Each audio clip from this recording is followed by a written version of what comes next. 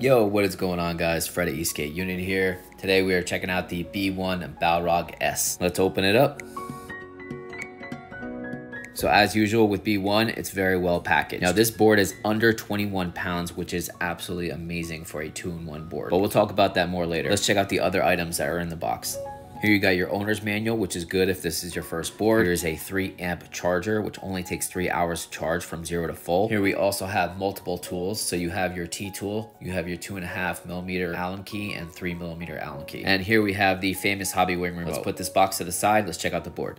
The deck length on the BALROG is 38.5 inches in length and about 10 inches in width. The battery is a 12S 2P Samsung 40T 8 amp hour 355 watt hour battery. As for the trucks, they're utilizing the same 12-inch traditional Kingpin trucks, which I've mentioned in my videos before. These are my favorite trucks out of all the boards I own. Now, not only does it come with a free bash guard, but the bash guard itself is a tail light and a blinking brake light as well. Now, those bash guards are protecting the dual belt drive 5065 150 kV 1000 watt motors each. These wheels are the 100mm Cloudwheel hydro wheels, and the width of the wheels are 64mm and the diameter is 76A. The deck is made up of fiberglass, bamboo, and Canadian maple with an excellent concave and padded grip tape. Now let's charge this sucker up and let's take it out for a ride.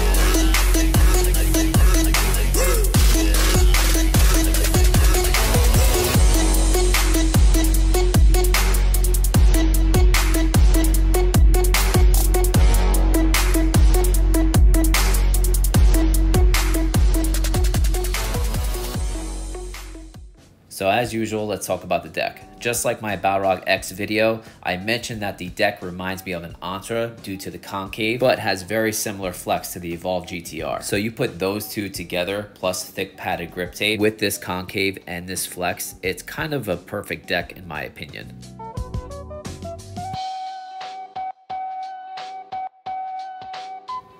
As for the wheels, these are very similar to the wheels that I reviewed, the exway hydro wheels, but they're still different. As you can see, the outer layer of the rubber is different. The ones from exway on the right, I actually didn't like at all on dry condition. But since these have a little bit of a different tread pattern, that's more like the 110 Rovers, I like these a little bit better. But in my opinion, they're not as good as the 110 Rovers. Because the 110 Rovers definitely have a better wheel underneath the actual tread pattern. It's definitely a better core that's more comfortable, more grippy. And I would choose the 105 Mad wheels, the 105 boosted wheels, the meepo 110 Cyclones, the onsra 115s, and of course the traditional 105 or the 120mm Cloud wheels that they actually have available on the site. Now don't get me wrong, the 100mm hydro wheels are definitely capable. As you can see, you can take the bad roads. But in my personal opinion, when it comes to all these different hybrid style street wheels, I would definitely choose 120mm Cloud wheels that they have on the site as an option when you purchase the board. I just think the original Cloud wheels are definitely a little more comfortable, a little more softer, a little bit better with grip. However, if you do ride in the rain, the hydros are definitely the way to go. But like I said, they're still capable. As you can see, it's definitely taken these really bad roads just fine.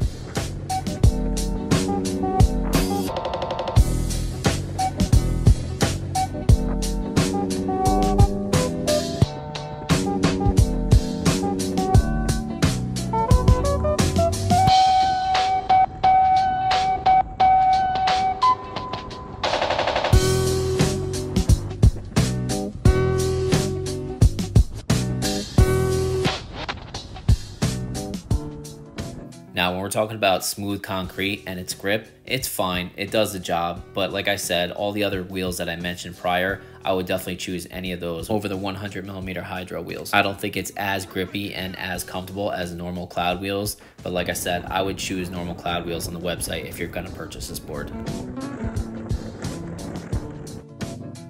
All right, yank the brakes, it'll flash. Double click the power button, it'll it'll turn on the tail light. Double click the power button again, it'll turn off the tail light. Yank the brake while the tail light is on. Pretty cool. As for B1's traditional Kingpin trucks, I've said it with all my B1 reviews that these are my absolute favorite trucks. In my personal opinion, they truly have a perfect middle ground of carve and stability. Not only is it really stable at higher speeds, forget about that for a second, but when you're carving and you want to carve as hard as possible without any slip outs and unpredictable traction loss, it feels good to be able to push those limits without any of the consequences. It also expands your taste for wheels, because there's been so many times that there's prior wheels that I didn't like and I tried them on a B1 and now I love those wheels. It feels good that it doesn't have so much pivoting, but in return you're allowed to push the carve even harder because it has that resistance, because there's only one Kingpin. It's also much more stable at lower speeds as well, because when you're riding over really bad terrain, there's a lot less pivoting going on, unlike a double Kingpin truck. All right, top speed test up a slight hill. Let's do it.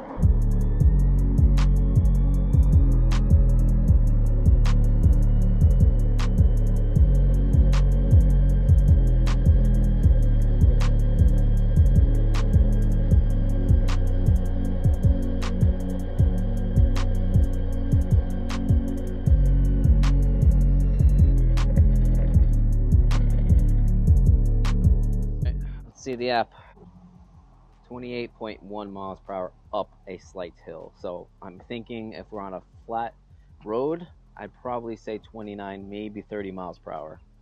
So plenty of speed, and I think these are 40T pulleys. So if you want to go faster, 38, 36, 32T, you'll get plenty more top speed. All right, let's do acceleration test.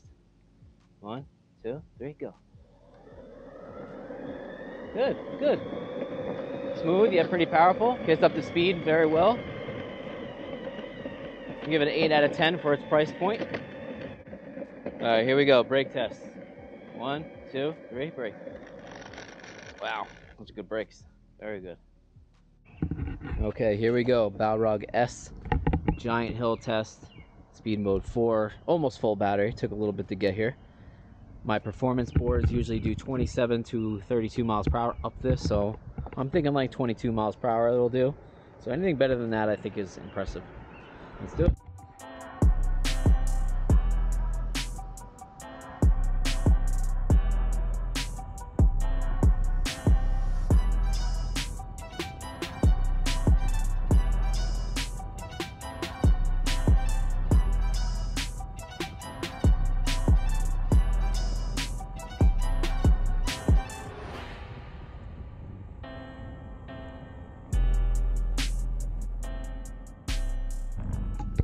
Okay, let's check the app.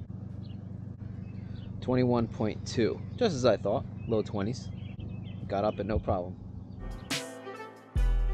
As for range, I'm a 155-pound rider and the temperature was about 74 degrees Fahrenheit outside, and I got 17.7 miles of range. Now keep in mind, this board is under 21 pounds and below 360 watt hours. This was never meant to have lots of range. This was never meant to be a high performance 2-in-1 board. This is meant to be the most cost-effective 2-in-1 all-terrain / street board. You guys got to realize some of these mini boards have about the same battery size. Some of them have even bigger batteries than this board. Now same with the weight of the board. Some of these little minis have about the same weight. Some of them even weigh more than this BALROG S. Now when it comes to street boards, a lot of street boards out there weigh more and they actually have bigger battery packs. So not only is a street board bigger and chunkier and heavier, but you also can't pick it up and just kind of take it around so easy like you can with this one. Because usually with 2-in-1 all-terrain boards, they're not usually this lightweight and this portable.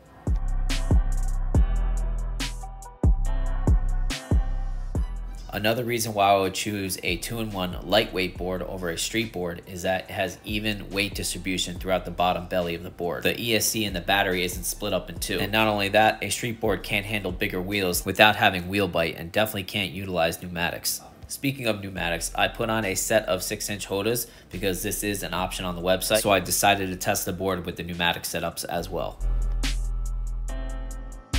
Okay, here we go, top speed test. 47T, 6-inch all-terrain. By the way, these are the original Hodas with about 2,000 miles on it. Shout out to Beyond Rider for the hoodie.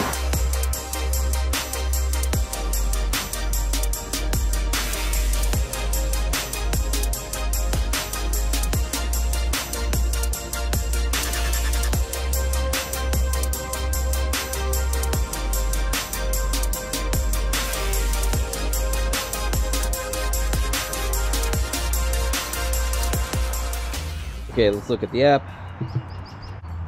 31.1 miles per hour. But since we're going up a slight hill, I would think it's more like 32.1 miles per hour, not 31.1. Now, before you ask, did I take it off-roading with the pneumatics? Hell yeah, I did. The board performed great. It was so much fun, and it feels really good having an all-terrain board that's not really heavy underneath my feet off-roading. And since it's such lightweight, it gives me more control of the board underneath my feet. As for range, riding the 6-inch pneumatics, even with a decent amount of off-roading and carving like a crackhead, I did 13 miles of range.